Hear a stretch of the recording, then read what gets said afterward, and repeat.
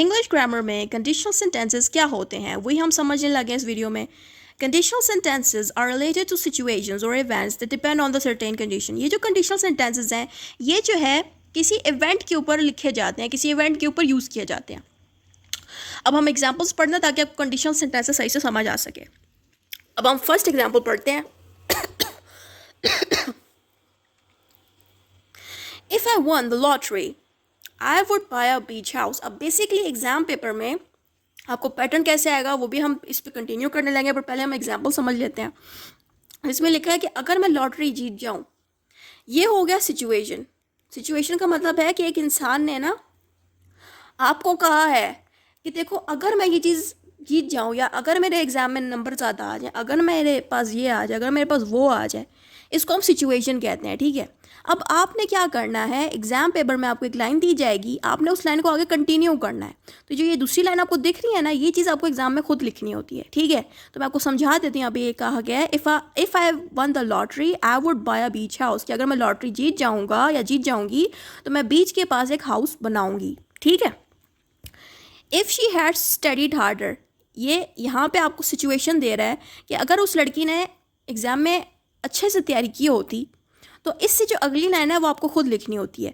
फिर यहाँ पे लिखा है if she studied harder she would have pass the exam, अगर उसने एग्ज़ाम की तैयारी अच्छी की होती तो वो एग्ज़ाम पास कर लेती। इसी को हम जितना भी मैं पढ़ रही हूँ यही होते हैं कंडीशनल सेंटेंसेस, कि आपको कोई कंडीशन दी जाती है, आपको उसका खुद से जवाब देना होता है। जैसे कि आपके सामने कंडीशन आ गई है इफ़ इट रेन्स टुमारो, कि वो आपसे पूछ रहा है एग्जामिनर कि इफ़ इट रेन्स टुमारो, यहाँ पे एक फिल इन द ब्लैंक आ जाएगी, या इस फिलिंग द ब्लैंक पे आपने खुद से आंसर देना पड़ता है कि अगर रेन हो रही है कल तो आगे सेंटेंस को आप कंटिन्यू किस तरह से करोगे, we will cancel the picnic. इस तरह से आप अपने सेंटेंसेस को कंप्लीट करोगे कि अगर एक सेंटेंस पे आ रहा है कि अगर बारिश हो जाए कल, तो आप अपने सेंटेंस खुद कुछ भी लिख सकती हो, we will cancel the picnic या we will not go to any place, या कुछ भी बोल सकते हो। ठीक है, you should have more energy if, अभी देखो ये यहाँ तक एक सेंटेंस खत्म हो रहा है, इससे जो अगली लाइन है वो आपको खुद लिखनी होती है। यहाँ पे एक कंडीशन आपको बता दी कि you should have more energy if you get enough sleep each night, कि अगर तुम्हें ज़्यादा एनर्जी मिलेगी अगर तुम अच्छे से हर रात सो गए। ठीक है, the teacher will give him good marks if, अब देखो ये एक सेंटेंस यहाँ पे खत्म हो रहा है, ये कंडीशन आ गई है। अब आपने इस कंडीशन को आगे कंप्लीट करना है। ई स्टडीड वेल, यहाँ पे ये कह रहे हैं कि द टीचर जो है वो लड़के को अच्छे नंबर्स तब देगी अगर वो अच्छे से पढ़ाई करेगा।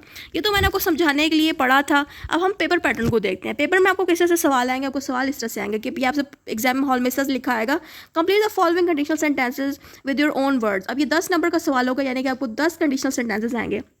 यहाँ पर टोटल 10 हैं। ठीक है, अब इनमें अब एग्जामिनर में अब करना ये होगा आपको कि आपको इस तरह से सवाल आएगा कि आपको एक लाइन दे दी जाएगी if you don't water the plants, बस। अब यहाँ पे आगे फिल इन द ब्लैंक आ जाएगा। इस फिल इन द ब्लैंक में आगे आपने वो बात लिखनी होगी जो पिछली बात से रिलेट करेगी। ठीक है, वैसे ही ये सारे आपको 10 सवाल आएंगे। अब इनको हम इनके सॉल्व आंसर्स पढ़ते हैं। ठीक है, कहाँ से शुरू हो रहा है, यहाँ से ही शुरू हो रहा है। ठीक है, यहाँ पे लिखा है if you don't water the plant, जैसे हमने ऊपर देखा था, इस लाइन के बाद आगे फिल इन द ब्लैंक आ गया। तो ये जो फिल इन द ब्लैंक है ये आपको खुद पूरी करनी है।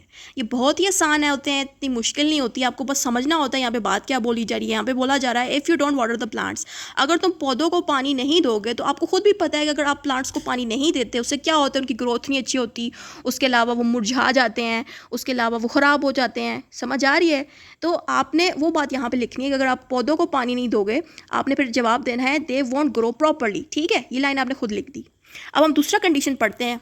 If you wash your wool clothes in hot water, यहाँ पे ये कह रहे हैं कि अगर आप अपने वूल के कपड़ों को गर्म पानी में धोगे तो क्या होगा। सबको पता है अगर आप वूल के कपड़ों को गर्म पानी में धोगे तो वो श्रिंक हो जाएंगे। ये जवाब आपने खुद लिखना है, दे मे श्रिंक। ठीक है, अब आते हैं थर्ड पे लिखा है I would not have been cold right now if. अब देखो यहाँ पे एग्जामिनर ने आपको पूछा है I would not have been cold right now if. अब यहाँ पे आ गई है फिल इन द ब्लैंक्स, ये चीज़ आपने खुद लिखनी है।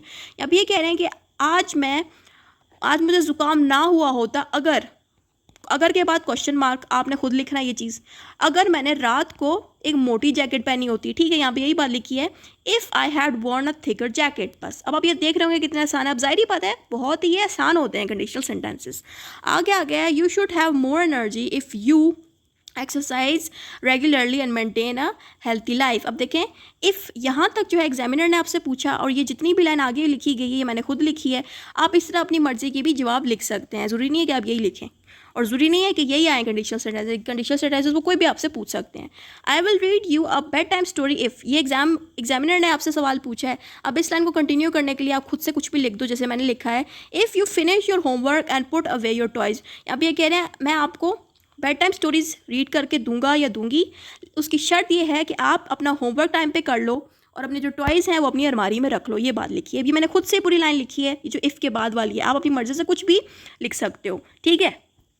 If I could speak Spanish, अब देखो एग्जामिनर ने सिर्फ आपसे ये चीज़ लिखी है। अब इस लाइन को कंटिन्यू करने के लिए आप कुछ भी आगे लिख सकते हो। जैसे मैंने लिखा है अगर मुझे स्पेनिश बोलनी आती I would enjoy watching Spanish movies and TV shows without subtitle. अगर मुझे स्पेनिश आती तो मैं स्पेनिश मूवीज़ देख सकती मज़े से और साथ में स्पेनिश टीवी शोज़ भी देख सकती विदाउट सबटाइटल। सबटाइटल का मतलब है कि जो इंग्लिश में नहीं ट्रांसलेशन लिखी होती यूट्यूब वीडियोस के नीचे, तो कह रहे हैं कि अगर मैंने जो स्पेनिश आती तो मैं बगैर सबटाइटल के मूवीज़ और टीवीज़ देखती। अब यहाँ पे आ गया if I had known you were arriving. अब देखो एग्जामिनर ने आपसे ये चीज़ पूछी है। अब ये जो लाइन यहाँ पे लिखी है ना, ये मैंने खुद लिखी है। ऐसे आप खुद भी लिख सकते हो और आप ये बड़े आसान होते हैं तो आप आराम से उसको लिख सकते हो। जैसे मैं लिखा है if I had known you were arriving, अगर मुझे पता होता कि तुम आ रहे हो, I would have prepared a special meal for you. यहाँ पे ये कह रहे हैं अगर मुझे पता होता कि तुम आ जा रहे हो तो मैं तुम्हारे लिए एक अच्छा खाना बनाती, ठीक है। ये लाइन ज़रूरी नहीं है कि आप लिखो, आप ये भी लिख सकते हो कि if I had known you were arriving today. ये एग्जामिनर ने पूछा, आप इस लाइन को कंटिन्यू करने के लिए ये भी कह सकते हो I would have bought you a present. इस तरह भी आप कह सकते हो, कुछ भी आप लिख सकते हो जो आपको पसंद हो।